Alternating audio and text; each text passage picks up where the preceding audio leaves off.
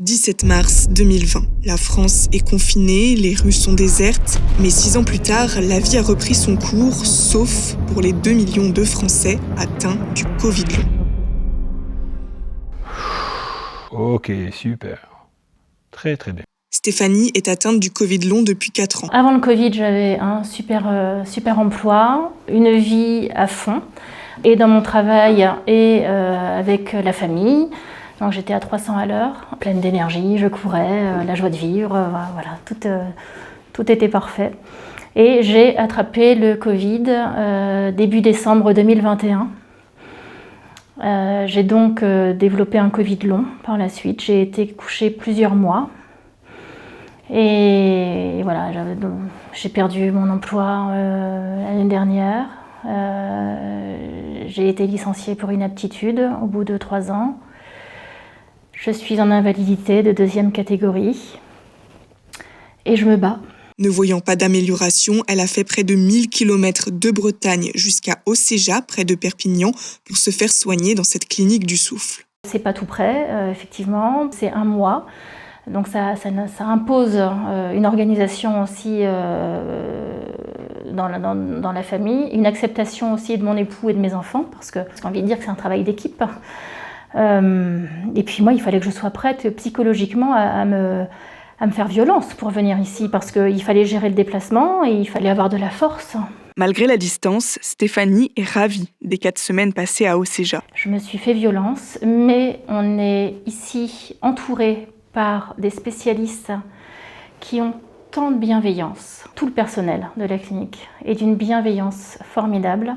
Donc on est épaulé, on est guidé et on est rééduqué. Je sais que je ne suis pas venue ici pour guérir, mais pour me réadapter. Réadapter mes muscles, parce que quand je suis arrivée, je marchais très difficilement. Les 120 résidents qui sont ici sont répartis dans 9 groupes de niveau. J'étais dans le dernier quand je suis arrivée. Le séjour est remboursé par la sécurité sociale à condition d'avoir une allocation longue durée, mais aussi de pouvoir supporter la cadence.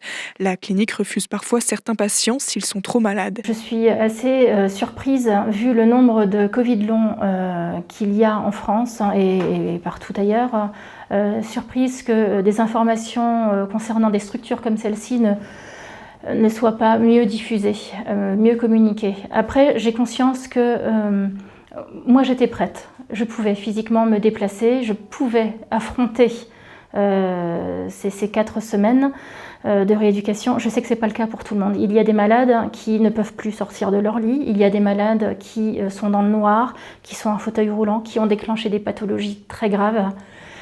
Donc ils ne peuvent pas forcément se déplacer. L'an dernier, 109 Covid longs sont venus se faire soigner à la clinique de la Solane, notamment auprès de l'infirmier Alain Delonca. Où c'est que le Covid, en fait, avait détraqué la commande ventilatoire.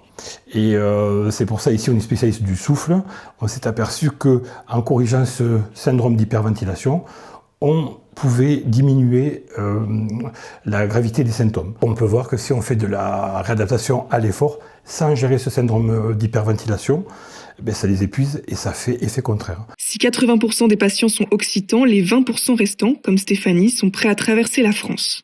On a de suite vu que en fait, il y avait un besoin qui était urgent, car il y avait des patients qui étaient laissés pour compte en fait, du corps médical. On est très fiers de nous, d'accueillir les patients Covid long et de les faire progresser. Pas sur la voie de la guérison, mais plutôt sur la voie du rétablissement. Pour comprendre d'où vient ce besoin, direction Brest auprès de l'association Après J20. Quelques chiffres au niveau donc comme je disais, on a eu 412 participants, 212 en Bretagne.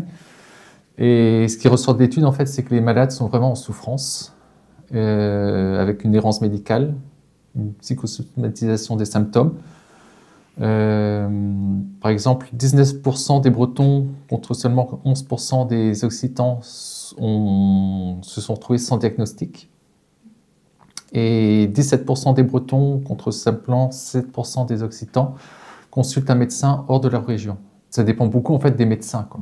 Est-ce qu'il y a des médecins qui rentrent vraiment dans le sujet, qui ont voulu crocher dedans ou pas, quoi.